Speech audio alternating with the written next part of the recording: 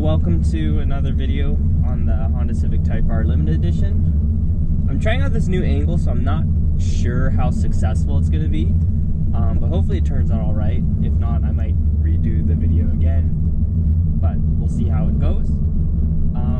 So in the last video that you saw of this car, I was basically kind of talking about how the car was currently in the break-in process. That was actually a little while ago. Kind of fast forward to a couple months now. The car has a little under 2,000 kilometers, so it is past that break-in point. So it is a little, like, we can actually step on it here and there. Car's fairly cold right now. Just left my house basically, so I don't want to really romp on it yet. Let the car warm up.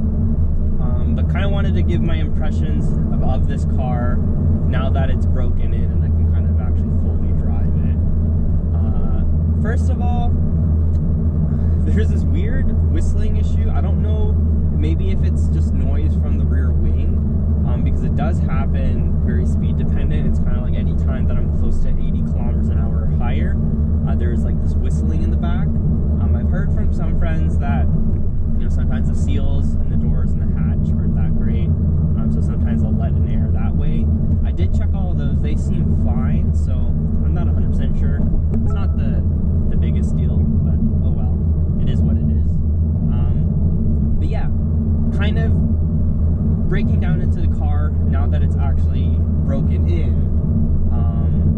Before the car was broken in, I wasn't really, driving it hard. I was kind of following the braking procedure that Honda recommends, but I did do, on ramps and off ramps, any corners, etc., kind of at a spirited pace. What I remember driving this car is that it's a really good handler, so obviously I kind of wanted to take advantage of that. The car right now, as it sits, it isn't on the factory wheels and tires anymore.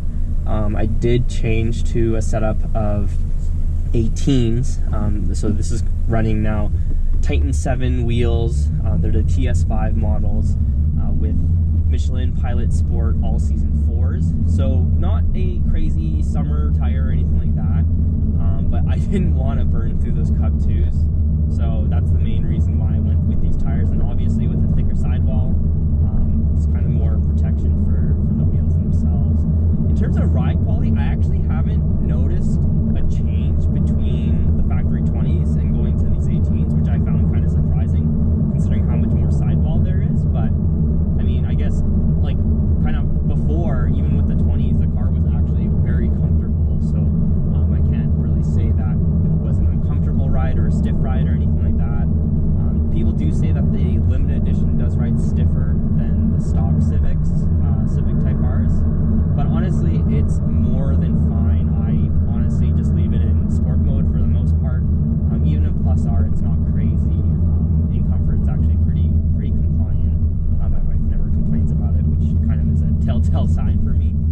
But yeah, now the power, oh man. So when this car, like Honda recommends 1,000 kilometers for your break-in period, and so I kind of drove the car as much as I could to get to that 1,000 kilometers as quickly as possible.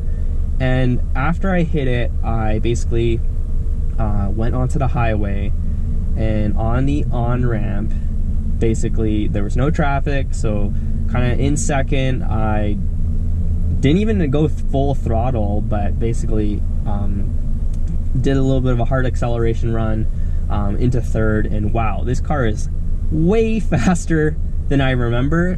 Definitely leaps and bounds way faster than the S2000. I always joke that the S2000 is actually quite slow, I think kind of by modern day standards, and it doesn't necessarily feel fast.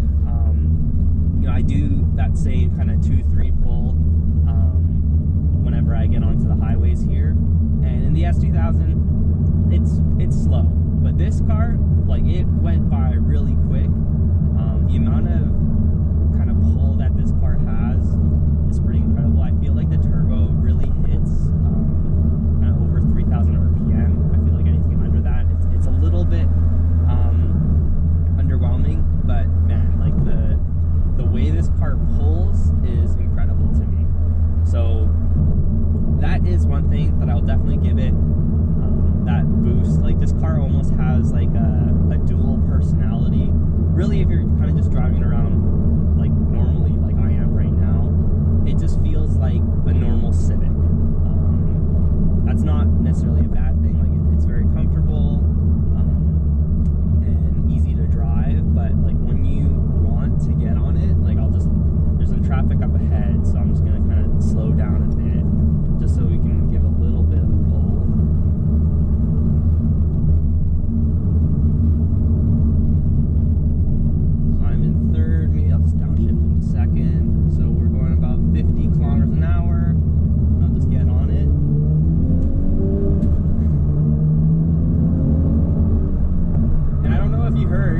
that was traction control basically kicking in. So yeah, like honestly, even in third, this car, I feel it struggles to get traction. Probably not helped by the fact that these tires are all seasons, but it pulls really hard. Like for a front wheel drive car with that much power, I'm actually amazed that, you know, like, and I knew this going into it, that the car didn't really torque steer, but it, like, and for me, I used to own a Mazda Speed 3, which is the definition of a torque monster. And that one had kind of pretty much full bolt-ons and a tune, but this car still feels faster than that ever was, which is incredible to me. It gets great gas mileage, which is something that I think not a lot of people really think about, especially in a performance-oriented car.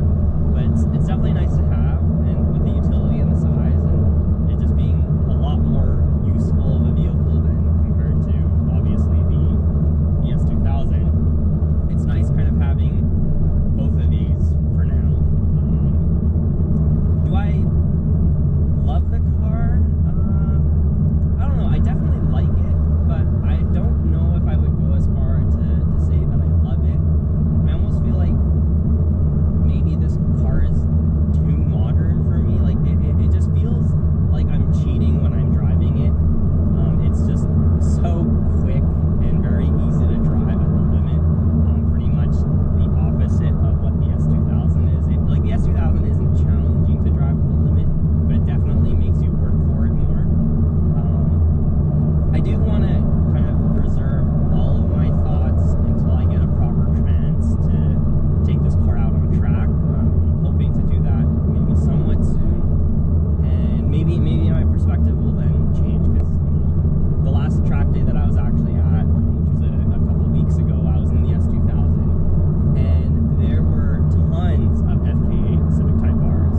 So obviously, people do like tracking them. So we'll see.